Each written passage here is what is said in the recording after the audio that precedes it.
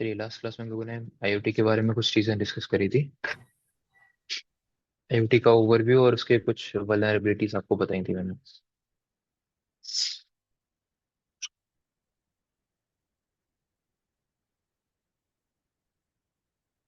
Software की भी hardware की भी वल्नरेबिलिटीज हो सकती है आईओटी में।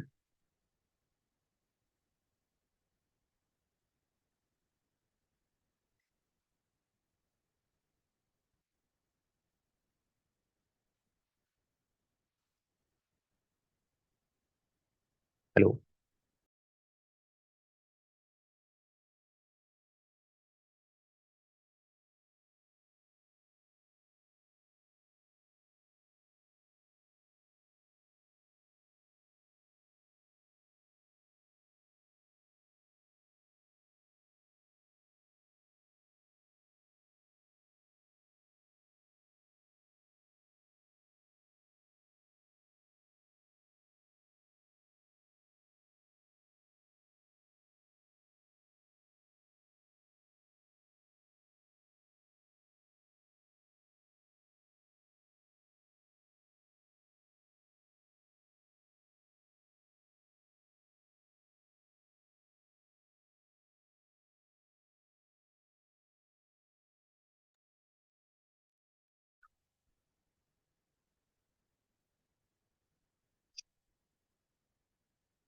ओके, आईओटी डिवाइसेस के बारे में हम लोगों ने इसके कंपोनेंट्स पढ़ लिए थे।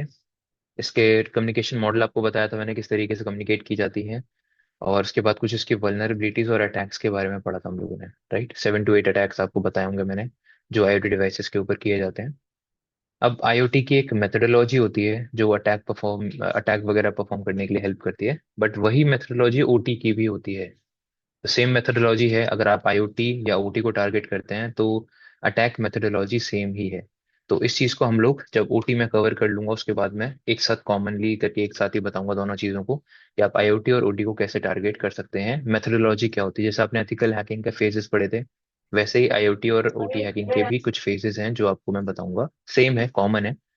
तो पहले ओटी के बारे में समझ लेते हैं क्या होती है ऑपरेशनल टेक्नोलॉजी, एंड देन इसके फेजेस हम लोग कवर करेंगे।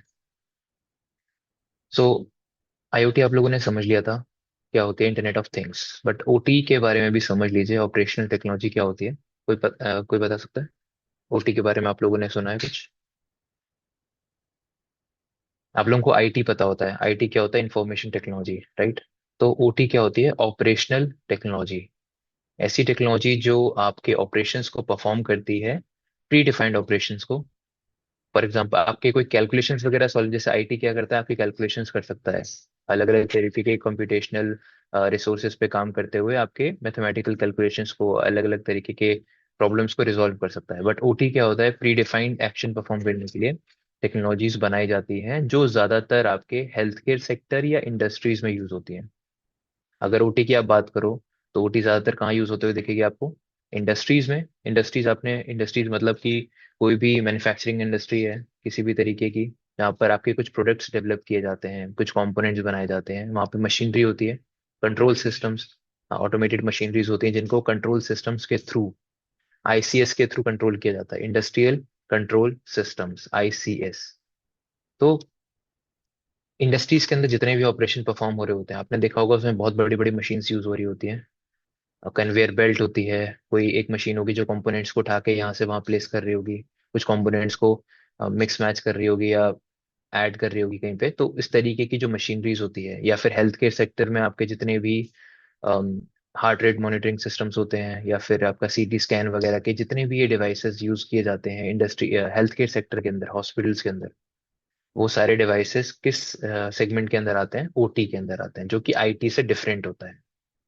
ठीक है। ओटी आईटी का पार्ट नहीं है। ओटी एक अब अलग ही ऑपरेशनल टेक्नोलॉजी है, जहां पर आपको स्पेसिफिक ऑपरेशंस परफॉर्म करने के लिए कुछ मशीनरीज प्रोवाइड की जाती है या जनरेट की जाती है, मैन्युफैक्चर की जाती है।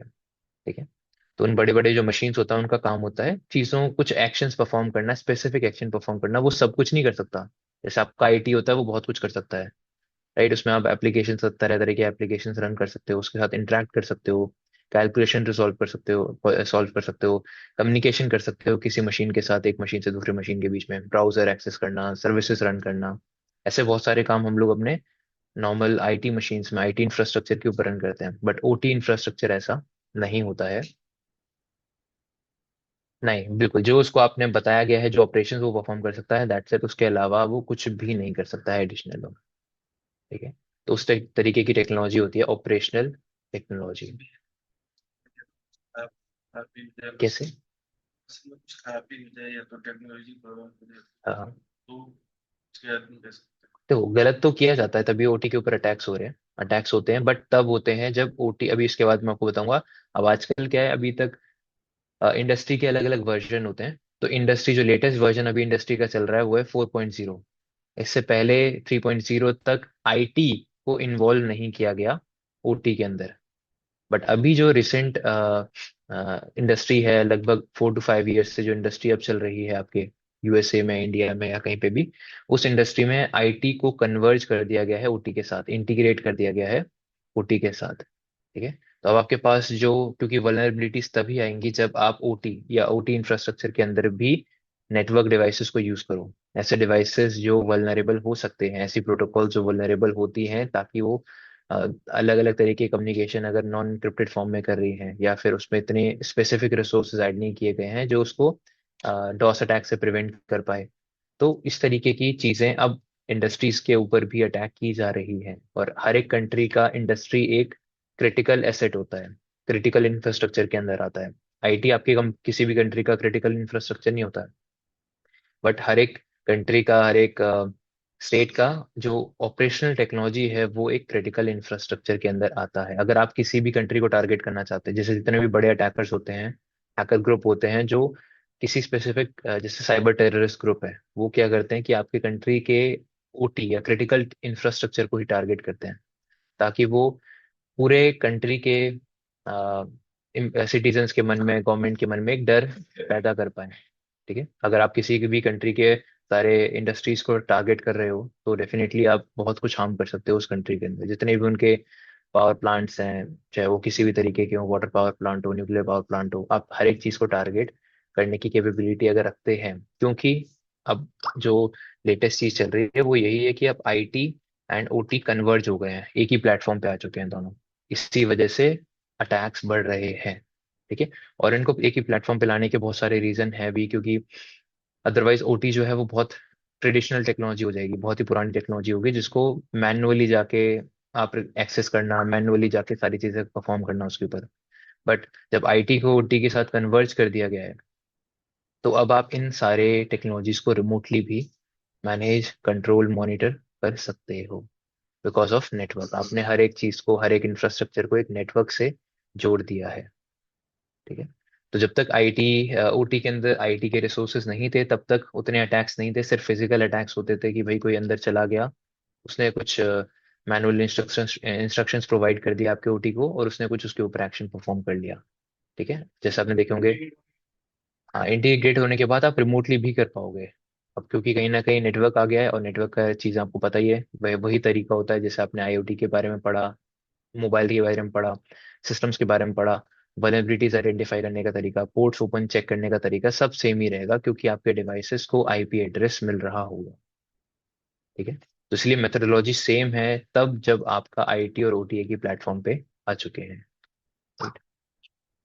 तो आईटी एंड ओटी कन्वर्जेंस को बोला जाता है IIoT, industrial internet of things. इसको क्या बोला जाता है? Industrial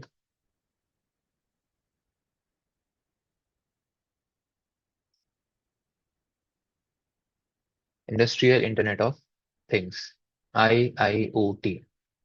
right. सो आईआईओटी का कॉन्सेप्ट क्या हुआ कि यहाँ पर आपने आईटी को और ओटी के साथ इंटीग्रेट करके सेम प्लेटफॉर्म पे आप ले आए हैं, उसको एक साथ आप यूज कर रहे हैं। अब आपके इंडस्ट्रीज के अंदर भी आईटी सिस्टम्स यूज होते हैं, जहाँ पर आपका डेटा स्टोर हो रहा होता है, और उन्हीं आईटी सिस्टम्स के थ्रू आप अपने बाकी कंपोनेंट्स को मैनेज कर रहे होते हैं रिमोटली। ठीक है। इंडस्ट्रीज के अंदर आईओटी डिवाइसेस यूज हो रही होती हैं, जैसे कि कैमरा लगा हुआ है, वो वाईफाई से कनेक्टेड है, नेटवर्क से कनेक्टेड है, वो आपका इंटरनेट ऑफ थिंग्स के अंदर आ गया। इसके अलावा टेम्परेचर सेंसर के बहुत सारे आईओटी डिवाइसेस यूज हो रहे होते हैं, जो टेम्परेचर सेंस करके नोटिफाई कर देते हैं मैनेजर को या इंडस्ट्री का जो भी केयर टेकर है, उसको पता चल जाता है कि भाई कौन कौन से कंपोनेंट ज़्यादा हीट अप हो रहे हैं, कहाँ पे वाटर की सप्लाई ज़रूरी है, कहाँ पर इन चीज़ों की ज़रूरत है। तो अलग अलग तरीके के सेंसर्स लगे होते हैं जो इस चीज़ को सेंस करके आईओटी की तरह वो यूज़र को ये इन्फॉर्मेशन प्रोवाइड करते हैं। और ये चीज़ें कहीं ना कहीं हेल्प कर रही है ह्यूमन की, क्योंकि आपका काम और आसान हो रहा है। जो चीज़ पहले मैनुअली जाके उधर चेक करना पड़ता था, वो चीज़ें अब रिमोटली भी की जा सकती हैं। ठीक है। तो इन चीज़ों का कॉन्सेप्ट यही है कि जितना ज़्यादा आप ईज ऑफ यूज़ और फंक्शनैलिटी की तरफ जाओगे, उतना ज़्यादा आप सिक्योरिटी से दूर हो जाओगे। वही जो कॉन्सेप्ट मैंने आपको कल बताया था कि आईओटी को बनाने का यही कॉन्सेप्ट था कि आप इजीनेस लाना चाहते हो, चीज़ों को बहुत इजीली यूज़ करना चाहते हो। ठीक है, ज़्यादा आपको एफर्ट्स ना डालने पड़े। इसके अलावा आप चाहते हो कि एक ऐसा चीज़ आपके पास हो जिसमें मल्टीपल फंक्शनैलिटीज़ हो। तो जितनी ज़्यादा फंक्शनैलिटीज़ होंगी, उतने ज़्यादा वल्नरेबिलिटीज़ भी होंगी। जितना ज़्यादा वो इजी होगा, उतना ही कम वो सिक्योर होगा। राइट। तो ये चीज़ें हमेशा आपको दिमाग दिमाग में रखनी है। ठीक है। तो ऑपरेशनल टेक्नोलॉजी के अंदर एक बहुत इंपॉर्टेंट टर्म है जिसको बोले, हाँ, इन दोनों को इंटीग्रेट करके आप एक प्लेटफॉर्म पे लाए, इनको कन्वर्ज कर दिया। उस कन्वर्जेंस को बोला जाता है आईआईओटी, इंडस्ट्रियल इंटरनेट। ऐसे इंटरनेट ऑफ थिंग्स जो कि कहाँ पे यूज किए जा रहे हैं, इंडस्ट्री के अंदर यूज किए जा रहे हैं। और इसी चीज को फिर इंडस्ट्री 4.0 बोला जाता है। ये आपका कहलाता है इंडस्ट्री 4.0।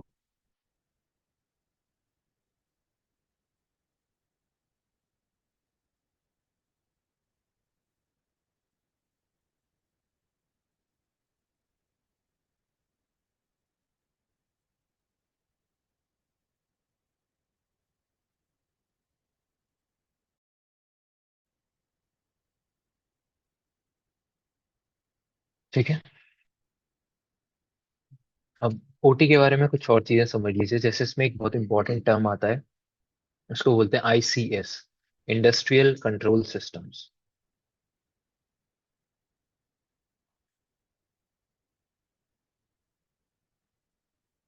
स्पेशली अगर हम लोग इंडस्ट्रीज की बात करें, हेल्थ केयर सेक्टर की बात ना करें, तो इंडस्ट्री में बहुत सारे ऐसे कंपोनेंट्स होते हैं जिनको कंट्रोल करने के लिए एक सेंट्रलाइज्ड मैकेनिज्म, एक जर्नल टर्म है जो उन सारे कंट्रोल सिस्टम्स को अ, मतलब उनको एक आइडेंटिफाई करने के लिए यूज किया जाता है। एक जर्नलाइज्ड नेम, उसको बोलते हैं आईसीएस, इंडस्ट्रियल कंट्रोल सिस्टम्स। अब इसके अंदर किस किस तरीके के कंट्रोल सिस्टम्स आ जाते हैं, जैसे कि आपका टेम्परेचर कंट्रोल सिस्टम हो गया, आपके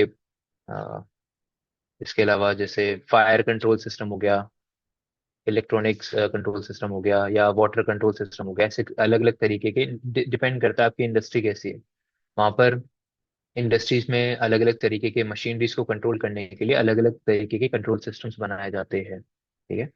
फिर इसके अंदर बहुत सारे मैकेनिज्म्स आ जाते हैं, जैसे कि एक बहुत पॉपुलर है जिसका नाम है स्काडा। ये होता है सुपर, एक तरीके से एक सुपीरियर कंप्यूटर सिस्टम, एक OT technology, basically computer system तो नहीं, एक ओटी टेक्नोलॉजी जो कि सारे मशीन्स को कंट्रोल करता है। स्काडा एक मैकेनिज्म है। इसका फुल फॉर्म एक बार प्लीज चेक करके कोई बताइए मेरे को क्या है। सुपर कुछ इंडस्ट्रियल कंट्रोल सिस्टम से रिलेटेड है आपका ये। इसका फुल फॉर्म एक बार चेक करके बताइएगा मेरे को। तो स्काडा एक तरीके से एक सबसे इंपॉर्टेंट कंट्रोल सिस्टम है जो हायरार्की में सबसे सुपरवाइजरी।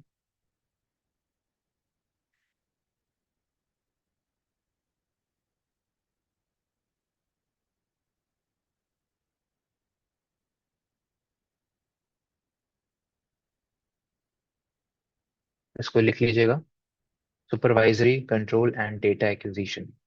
सो ये एक तरीके से सुपरवाइज कर रहा होता है सारे इंडस्ट्रियल कंट्रोल सिस्टम्स को। आपके इंडस्ट्री में कुछ भी लगा होगा, वो किसके साथ इंटीग्रेट होगा, स्काडा के साथ।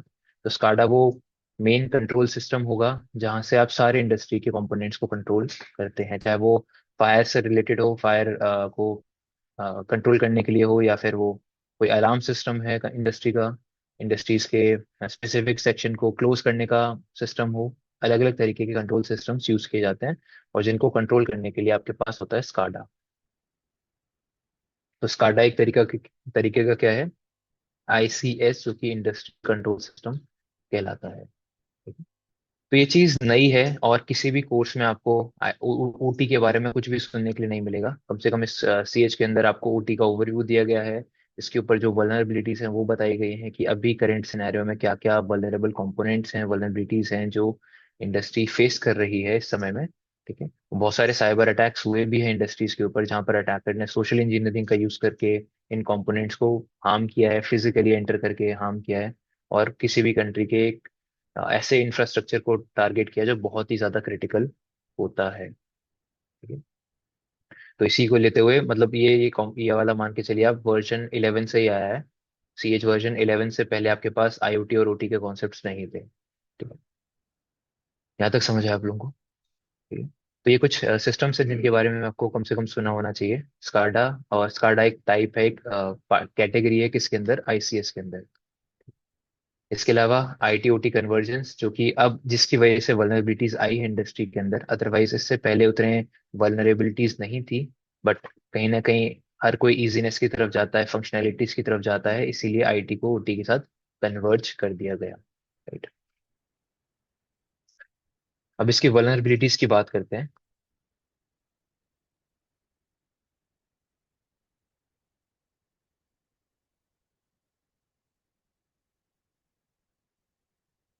तो क्या क्या वल्नरेबिलिटीज हैं और क्या क्या अटैक्स पॉसिबल हैं अभी के टाइम पे ओटी के ऊपर, उसको समझ लेते हैं। सबसे पहली बात तो है कि आपके पास स्किल्ड प्रोफेशनल्स है ही नहीं इंडस्ट्रीज में, जो सिक्योरिटी पॉइंट ऑफ व्यू से आपके इंडस्ट्रियल कंट्रोल सिस्टम्स को, ओटी को सिक्योर कर पाए, प्रोटेक्ट कर पाए। मतलब हमारे पास इतने स्किल्ड प्रोफेशनल्स है ही नहीं जिसको ओटी भी आता हो और जिसको सिक्योरिटी के कॉन्सेप्ट्स भी आते हो, क्योंकि ऐसा कोई कोर्स, ऐसा कुछ अवेलेबल है ही नहीं कंटेंट जिसको गो थ्रू करके, जिसको सर्टिफाई करके आप ये चीजें सीख पाए। ठीक है, तो अभी तक ओटी को उतना आउटडेटेड रखा गया है, मतलब उतना ज्यादा इसको इम्पोर्टेंस अभी तक नहीं दी गई थी, क्योंकि धीरे धीरे जब अटैक्स होते हैं तभी किसी चीज को इम्पोर्टेंस दी जाती है। साइबर सिक्योरिटी भी बूम में क्यों आया, क्योंकि इतने सारे साइबर अटैक्स होते हैं। अदरवाइज लोगों को पता ही नहीं कि साइबर सिक्योरिटी जैसा डोमेन भी अवेलेबल है। तो जैसे जैसे अटैक होंगे, जैसे जैसे किसी चीज की नीड बढ़ती है, तभी उसके ऊपर इन फ्यूचर बहुत सारे चांसेस है कि कोई ना कोई ऑर्गेनाइजेशन प्रॉपर एक कोर्स बनाए, डिजाइन कर सकती है प्रोफेशनल्स के लिए, जिनको ओटी की टेक्नोलॉजी, ओटी के बारे में इंफॉर्मेशन है, जो ओटी के कंपोनेंट्स के साथ फेमिलियर हों, और जिनको ये चीजें सिखाई जा सके कि कैसे आप ओटी को प्रोटेक्ट कर सकते हो। तो सबसे बड़ी वीकनेस इस समय या वल्नरेबिलिटी यही है ओटी के ऊपर, कि आपके पास स्किल्ड प्रोफेशनल्स नहीं है। राइट,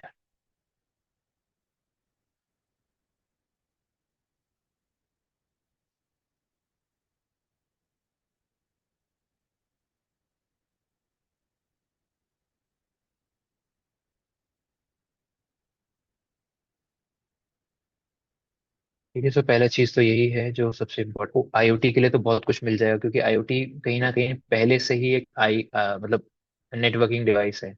बट ओटी के बारे में आपको पहले समझना पड़ेगा, तब जाके उसको आप प्रोटेक्ट कर पाओगे।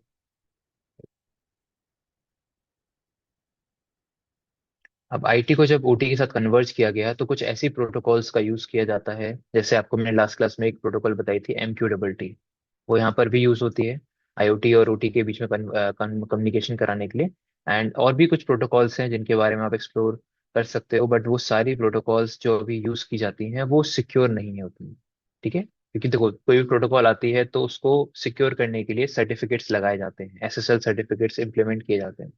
और अगर आपको नॉलेज नहीं है, आपको ये पता ही नहीं है कि ऐसा कुछ है, तो आप भी नहीं करेंगे वो चीजें।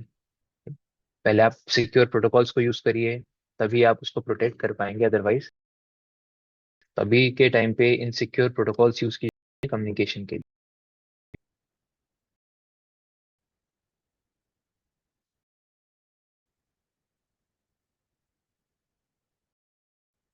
नहीं, वही तो कह रहा हूँ, उस समय तो उतने अटैक्स पॉसिबल नहीं थे, ज्यादातर अटैक्स पॉसिबल थे जहाँ पे सोशली फिजिकल अटैक इंडस्ट्री के अंदर गया और वहां पे उसने कंट्रोल से कुछ में कमांड डाल दिया, कोई इंस्ट्रक्शन, उसके अकॉर्डिंग एक्शन ले। तो बस इतना पॉसिबल था, क्योंकि उससे पहले आपके पास आईओटी डिवाइसेस इंटीग्रेट नहीं थी। बट अब ये चीजें अटैकर रिमोटली भी ट्राई कर सकता है, अगर कोई वल्नरेबल एंड पॉइंट उसे मिले आपकी इंडस्ट्री का। इजीनेस के लिए, बड़ा अभी पता को बताया ना कि कोई भी चीज को इजी बनाने के लिए आप एक्शन परफॉर्म करते हैं। जो भी पब्लिक होती है, जो भी गवर्नमेंट है, उसका कि चीजें इजी हो यूज करने के लिए और उसमें फंक्शनैलिटी ज्यादा हो। तो आईओटी तो आना ही। अब ऐसा नहीं है कि आप आपके अभी आने वाले टाइम में एआई भी आएगा इंडस्ट्री के अंदर, तो इंडस्ट्री 5.0 शायद एआई के ऊपर हो पूरा। तो आर्टिफिशियल इंटेलिजेंस भी आएगा। अब एआई की कुछ वल्नरेबिलिटीज अगर आई तो कहीं ना कहीं आपका इंडस्ट्री भी उससे खतरे में रहेगी ना। तो ये चीजें तो होनी है और हमेशा होएगी। ठीक है। नई नई टेक्नोलॉजीज आती हैं और उसको हर जगह इम्प्लीमेंट किया जाता है। तो इम्प्लीमेंट करोगे तो उसके साथ साथ वल्नरेबिलिटीज भी आती हैं अगर उसको सिक्योरली कॉन्फ़िगर नहीं किया जाता है, उनके ऊपर ऑडिटिंग परफॉर्म नहीं की जाती है, टेस्टिंग परफॉर्म नहीं की जाती है। जैसे अभी पेनिट्रेशन टेस्टिंग डोमेन पॉपुलर है, IoT penetration testing domain popular है, वैसे ही धीरे धीरे अब ओटी भी पेनिट्रेशन टेस्टिंग के अंदर आएगा।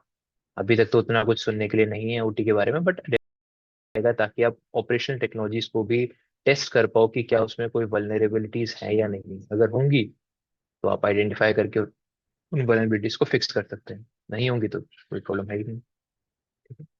तो अटैक्स होंगे परफॉर्म, वल्नरेबिलिटीज आएंगी और उनको फिक्स करने के लिए आपको पेनिट्रेशन टेस्टिंग की जरूरत पड़ेगी।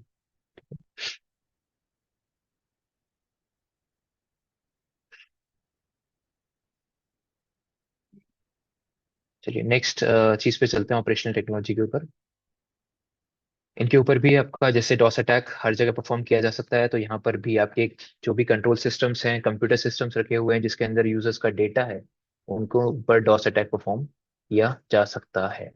कंपनी के वेबसाइट्स होते हैं, डेटा सेंटर्स के अंदर मतलब जो इंडस्ट्री है उसमें जो सिस्टम्स रखे होंगे उसमें डेटाबेस होता है जहाँ पर कंपनी के जो भी ऑपरेशंस चल रहे होते हैं उन सभी ऑपरेशंस का डेटा, जो भी क्रेडेंशियल्स हैं, अगर क्रेडेंशियल्स आपने स्ट्रांग नहीं रखे तो वो सिस्टम कॉम्प्रोमाइज ऑटोमेटिकली हो सकता है। तो मतलब वल्नरेबिलिटीज बहुत सारी हैं लिखने के लिए, आपको दिमाग में क्लियर होना चाहिए कि अगर आईओटी डिवाइसेस इंप्लीमेंट हुई है तो जो आईओटी से रिलेटेड चीजें हैं, आईटी से रिलेटेड जो चीजें हैं वो सब यहाँ पे होंगी।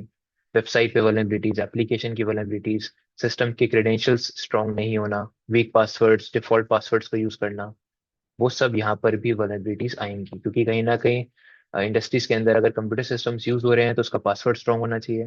पासवर्ड स्ट्रांग नहीं होगा तो अटैकर उसको एक्सेस कर सकता है रिमोटली। उसमें रिमोट सर्विस वाले जो पोर्ट्स हैं वो ओपन नहीं होने चाहिए, एसएसएच आरडीपी जैसे सर्विसेज रन नहीं करने चाहिए, और अगर कर भी रहे हैं तो उनको फायरवॉल से प्रोटेक्ट किया जाना चाहिए।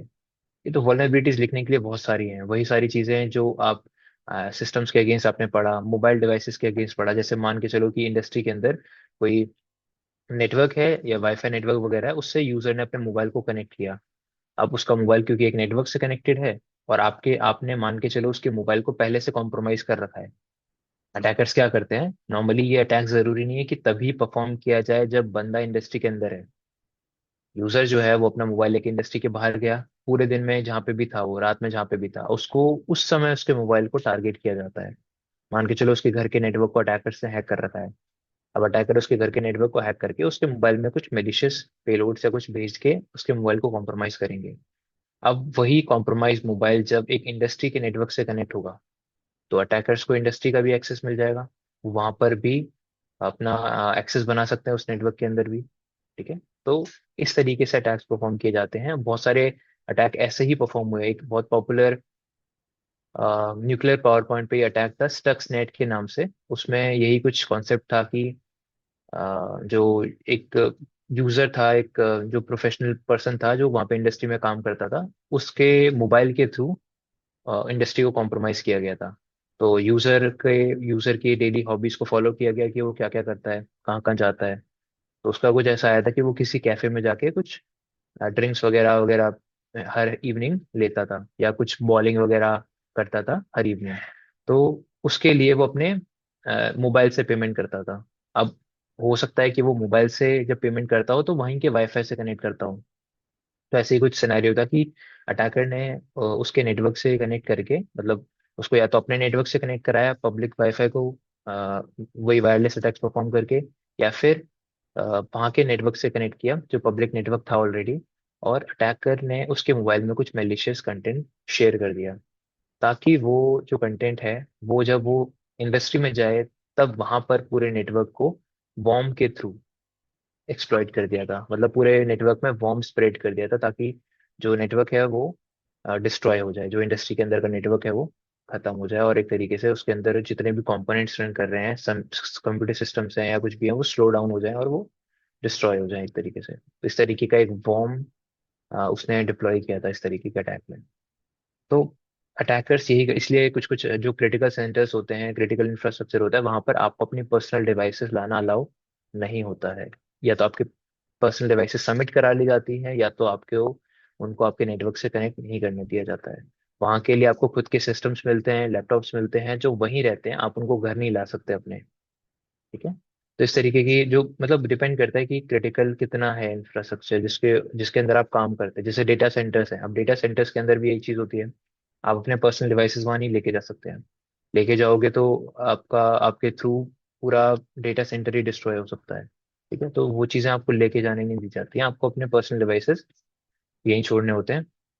और कंप्यूटर कंपनी आपको खुद के डिवाइसेस प्रोवाइड करती है जो नेटवर्क के अंदर ही रहते हैं, कंपनी के नेटवर्क के अंदर, और चांसेस ये होते हैं कि वो वल्नरेबल या उसमें कोई मालवेयर वगैरह नहीं होता है। वायर्ड के थ्रू नहीं, कि आपको भी उनके वायर नेटवर्क से कनेक्ट करना पड़ेगा, जो उनके नेटवर्क पे स्विच लगा हुआ है वहां पर जाके आपको भी अपने डिवाइस को कनेक्ट करना पड़ेगा, फिर कर सकते हो आप। रिमोटली नहीं कर सकते फिर। रिमोटली तभी परफॉर्म पॉसिबल है जब आपने वाईफाई से कनेक्ट कर रखा हो। अगर वो टारगेट भी वाईफाई से है, आप भी वाईफाई से हैं, तब वायरलेस नेटवर्क से हैं अगर आप। यहाँ तक समझ है आप लोगों को? उसमें वायर्ड में एक पॉसिबिलिटी है, मान के चलो डिवाइस पहले से कॉम्प्रोमाइज था, लैपटॉप था मान के चलो, लैपटॉप पहले से कॉम्प्रोमाइज है। अब यूजर क्या किया, यूजर ने गया और उनके वायर नेटवर्क से कनेक्ट कर लिया अपनी, जो भी कंपनी का नेटवर्क था। अब अटैकर ने उसके सिस्टम को पहले से कॉम्प्रोमाइज कर रखा था, तो वो अटैकर उसके मशीन को कंट्रोल कर सकता है remotely using public IP. Attacker की क्योंकि जो रिवर्स कनेक्शन वाला कॉन्सेप्ट होता है ना, वहां से अटैकर आपके मशीन को कंट्रोल कर सकता है, चाहे आप किसी भी नेटवर्क से हो, वायर्ड हो वायरलेस हो। फिर आपके डिवाइस से वो बाकी कंपोनेंट्स पे डॉस अटैक परफॉर्म कर सकता है। तो ये पॉसिबिलिटी है अभी भी। ठीक है, सो वल्नरेबिलिटीज अगेन पासवर्ड की वल्नरेबिलिटीज होंगी, वीक पासवर्ड, डिफॉल्ट क्रेडेंशियल्स वगैरह यूज नहीं किए जाने चाहिए, वेब इंटरफेसेस जो होते हैं, मोबाइल एप्लीकेशंस जो हैं वो कॉम्प्रोमाइज नहीं होने चाहिए। ठीक है, तो ओटी के लिए भी अटैक वल्नरेबिलिटीज, मालवेयर अटैक्स भी पॉसिबल हैं, रैंसमवेयर, कमांड इंजेक्शन जैसी वल्नरेबिलिटीज जो वेब एप्लीकेशन पे आप परफॉर्म करते हो, वो सब यहाँ पर भी पॉसिबल है। ठीक है, तो आप लिखना चाहें तो लिख लीजिए। इसके लिए भी मालवेयर्स आते हैं आपके पास अवेलेबल हैं, स्पेशली ऐसे मालवेयर्स जो कि वॉर्म जैसे हो सकता है, रैंसमवेयर हो सकता है। इस तरीके के मालवेयर्स आपको आईओटी डिवाइसेस, ओटी डिवाइसेस के लिए भी मिल जाते हैं। अगर वेब एप्लीकेशन वल्नरेबिलिटीज की बात करें, तो एसक्यूएल इंजेक्शन डेटाबेस को टारगेट करने के लिए यूज किया जा सकता है। कमांड इंजेक्शन सिस्टम पे कमांड रन करने के लिए यूज किया जा सकता है। वीक क्रेडेंशियल्स हो सकते हैं, जैसे कि रिचेस के अंदर आपके डिफॉल्ट क्रेडेंशियल्स भी आ जाएंगे। कोई यूजर ने अपने डिफॉल्ट क्रेडेंशियल्स चेंज नहीं करे हैं या बहुत ही वीक क्रेडेंशियल्स हैं, तो वो भी एक तरीके की वल्नरेबिलिटी के अंदर आएगा इसमें। यहाँ पर भी आप स्निफिंग परफॉर्म कर सकते हैं। वायरलेस नेटवर्क के अंदर आप इजिली स्निफिंग परफॉर्म कर सकते हैं। नेटवर्क होना चाहिए, नेटवर्क के लिए वही सारी चीजें परफॉर्म की जाती है।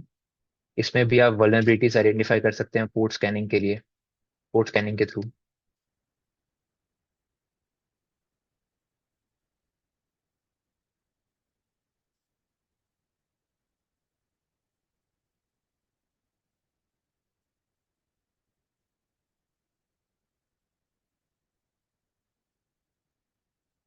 तो पोर्ट स्कैनिंग के बाद आप वल्नरेबिलिटीज के एनालिसिस भी कर सकते हो। पोर्ट स्कैनिंग में आपको पता चल जाएगा कौन कौन से ओपन पोर्ट्स अवेलेबल हैं, उसके बाद आप उन पोर्ट्स को टारगेट कर सकते हैं।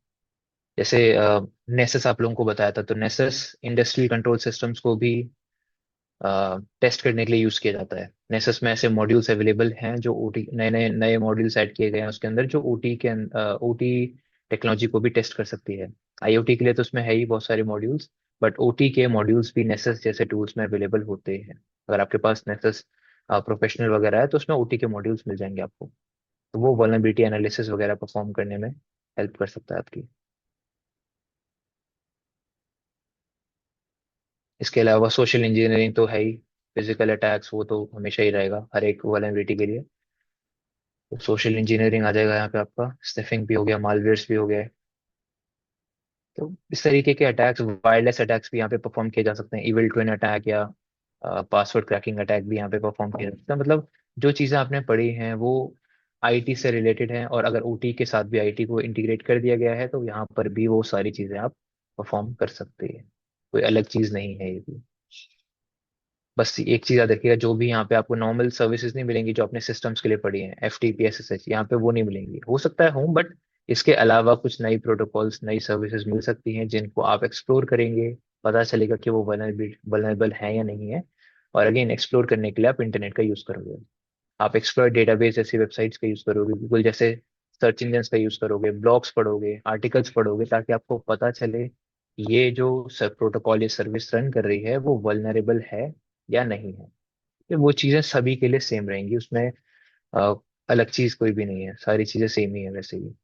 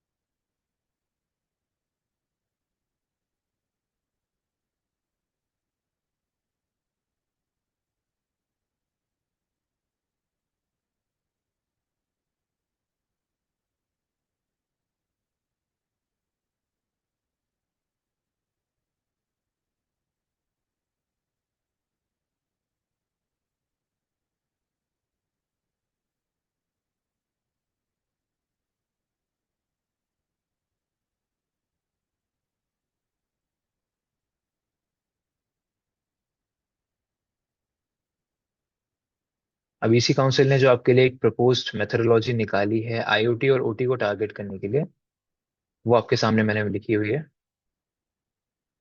पहला स्टेप हमेशा आपको पता ही है, चाहे आप किसी भी तरीके का भी अटैक परफॉर्म करेंगे, आईओटी को करना है, ओटी को करना है, या आईआईओटी को टारगेट करना है, तो आपको सबसे पहले क्या करना पड़ेगा?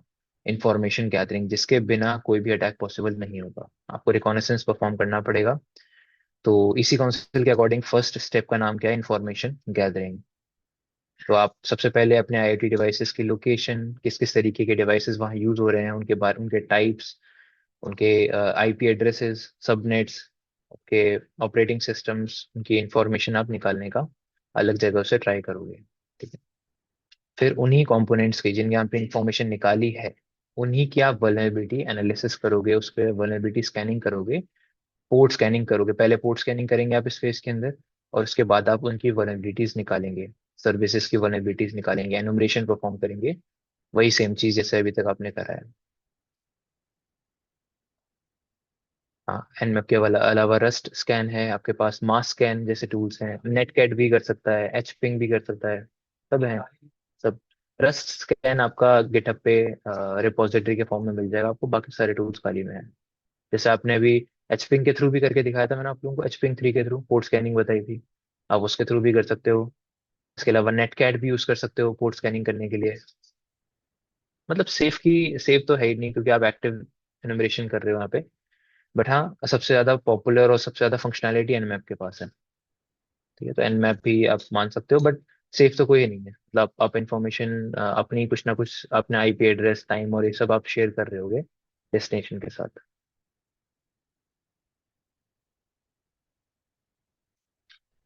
वल्नरेबिलिटी स्कैनिंग के लिए नेसस जैसे टूल्स या प्रोफेशनल टूल्स यूज किए जा सकते हैं, वल्नरेबिलिटीज आइडेंटिफाई करने के लिए। एक्सप्लॉइट करने के लिए Metasploit framework, exploit database, GitHub, ये सब आप यूज कर सकते हैं वेबसाइट्स, क्योंकि ओटी के और आईओटी के भी एक्सप्लॉइट्स आपको यहीं पे मिलेंगे। ठीक है। नेक्स्ट आता है आपके पास लॉन्च अटैक्स। अब यहाँ पर आप सोशल इंजीनियरिंग अटैक्स को लॉन्च करके किसी न किसी तरीके से वो डिलीवर करते हो पेलोड, या वो अटैक आप उस पर्टिकुलर टारगेट तक पहुंचाते हो। ठीक है, आपने फिशिंग के थ्रू किसी एम्प्लॉय को टारगेट कर दिया, उसको कुछ मालवेयर आपने सेंड कर दिया जो उसने अपने मोबाइल पे डाउनलोड कर लिया, या आपने उसको कोई पेन ड्राइव प्रोवाइड करी जिस जिस पेन ड्राइव को उसने अपने सिस्टम पे अटैच कर दिया। तो वहां से आपका लॉन्च अटैक स्टार्ट होता है, जहां पर सबसे ज्यादा सोशल इंजीनियरिंग का यूज किया जाता है। ठीक है। उसके बाद जैसे ही विक्टिम आपके मतलब लॉन्च अटैक वाला फेज कंप्लीट होता है, मतलब विक्टिम ने आपके दिए हुए पेन ड्राइव को अपने सिस्टम पे लगा दिया, या आपके मेल के कंटेंट्स को डाउनलोड कर दिया, या और भी किसी तरीके की सोशल इंजीनियरिंग टेक्निक कोई फिजिकल अटैक अटैकर ने परफॉर्म किया, उसके थ्रू या उसको अचीव करने के बाद अटैकर को क्या मिल जाता है? आपके सिस्टम्स का, आपके कंपोनेंट्स का, इंडस्ट्रियल कंट्रोल सिस्टम्स का या आईओटी डिवाइस का एक्सेस मिल जाता है सोशल इंजीनियरिंग या अटैक्स को परफॉर्म करने के बाद। तो ये एक फेज एक्स्ट्रा है यहाँ पर, क्योंकि आईओटी डिवाइसेस और ओटी के लिए खासकर आपको सोशल इंजीनियरिंग जैसी टेक्निक्स को यूज करना पड़ेगा, जिसके थ्रू आप अपने पेलोड को, मालवेयर को सामने वाले तक पहुंचा पाओगे। जैसे ही वो पहुंचेगा तो आपका फोर्थ फेज कंप्लीट हो जाएगा, जिसका नाम है गेनिंग एक्सेस। आपको उसके सिस्टम्स के एक्सेस मिल जाएंगे। फिर आपका जो भी ऑब्जेक्टिव है उसको अचीव करेंगे आप, उस सिस्टम पर एक्सेस बनाकर अपना मेंटेन करेंगे अपने एक्सेस को। जहां पर अटैकर मेंटेन करने के लिए पिवटिंग जैसी टेक्निक्स को भी यूज करता है। मैंने अभी आपको जैसे बताया कि अटैकर आईओटी डिवाइस को कॉम्प्रोमाइज करके आपके नेटवर्क के अंदर और भी जो डिवाइसेस हैं उनको एक्सेस कर लेता है, उनको भी कॉम्प्रोमाइज कर सकता है। जैसे मान के चलो इस नेटवर्क में एक डिवाइस कॉम्प्रोमाइज है, चाहे वो आईओटी हो चाहे आईटी हो, कॉम्प्रोमाइज है डिवाइस, अब उस डिवाइस के थ्रू अटैकर किसी और डिवाइस को भी टारगेट कर सकता है। इस डिवाइस के थ्रू बाकी डिवाइसेस जो इसी नेटवर्क पे कनेक्टेड है उनको भी टारगेट किया जा सकता है। तो ऐसे अटैक्स भी परफॉर्म होते हैं। तो इस टेक्निक को बोला जाता है पिवटिंग। और आईओटी डिवाइसेस का यूज ज्यादातर इन्हीं टेक्निक्स को परफॉर्म करने के लिए यूज किया जाता है। आप एक बार आईओटी डिवाइस को कॉम्प्रोमाइज करके पिवटिंग करके बाकी डिवाइसेस को भी कॉम्प्रोमाइज करने का ट्राई करते हैं। तो वही मेंटेनिंग एक्सेस में मालवेयर्स का यूज किया जाएगा, बैकडोर्स बनाए जाएंगे, पिवटिंग का आप यूज कर सकते हो। आपको जो भी सिस्टम के अंदर चीजें चाहिए हैं वो आप एक्सेस करोगे। उसके लिए मालवेयर्स आप छोड़ सकते हो, स्पाईवेयर या की लॉगर्स वगैरह। तो जो भी की स्ट्रोक्स या कुछ भी टाइप किया जाएगा, जो भी एक्टिविटी होगी आपकी डिवाइस के साथ, वो सारी चीजें अटैकर रियल टाइम में एक्सेस कर रहा होगा। तो मेंटेनिंग एक्सेस का काम है एक तरीके से आपके ऑब्जेक्टिव को अचीव करना। वो ऑब्जेक्टिव कुछ भी हो सकता है। ऑब्जेक्टिव किसी और डिवाइस को टारगेट करना हो सकता है, मालवेयर डिप्लॉय करना हो सकता है, कोई डेटा एक्सेस करना, बैकडोर क्रिएट करना। ये सारी चीजें मेंटेनिंग एक्सेस के अंदर आती है। ठीक है। सो ये अटैक मेथोडोलॉजी है जो आईओटी और ओटी को अटैक करने के लिए आप यूज कर सकते हो इसी काउंसिल के। ये कोई ऐसा नहीं कि आपको अ, हर एक जगह आप चेक करोगे यही मेथोडोलॉजी मिलेगी। ये सिर्फ वो मेथोडोलॉजी है जो इसी काउंसिल ने आपको प्रोवाइड करी है सीईएच कोर्स के अंदर। हो सकता है कि कुछ किसी और ऑर्गेनाइजेशन ने, ओवैस्प ने या किसी ने कोई और मेथोडोलॉजी भी निकाल रखी हो, बट ये वो है जो आपको इसी काउंसिल ने इस कोर्स के अंदर दी है, आपको सीएच के अंदर। यहाँ तक समझ आ गया आप लोग? तो इस तरीके के जो अटैक्स हैं वो क्रिटिकल हो सकते हैं। कहीं ना कहीं आपके सारे आईटी डिवाइसेस सिक्योर होने चाहिए, अदरवाइज उसमें वल्नरेबिलिटीज और कुछ भी उसके अटैकर को टारगेट कर सकते हैं। चलिए, यहाँ तक आप लोगों को समझ आ गया। अब इसमें जो प्रैक्टिकल है वो एक सर्च इंजन के ऊपर ही है, बस दो सर्च इंजन है जिनके ऊपर आप यहाँ पे प्रैक्टिकल करेंगे। आप लोगों ने ऑलरेडी यूज करे होंगे इनको। एक है सेंसिस और एक है शोडान। दोनों सेम तरीके के सर्च इंजन हैं। दोनों आपको इंटरनेट ऑफ थिंग्स या जो भी डिवाइसेस इंटरनेट से कनेक्टेड होती हैं उनकी इंफॉर्मेशन आपको प्रोवाइड करते हैं। ऐसी डिवाइसेस जिन पे पब्लिक आईपी सेट है, प्राइवेट आईपी नहीं, पब्लिक आईपी, उन सारे डिवाइसेस की आपको ये इंफॉर्मेशन प्रोवाइड कर सकता है। उनके कौन कौन से पोर्ट ओपन है उसमें। अब जैसे मान के चलो मैंने आपको बताया था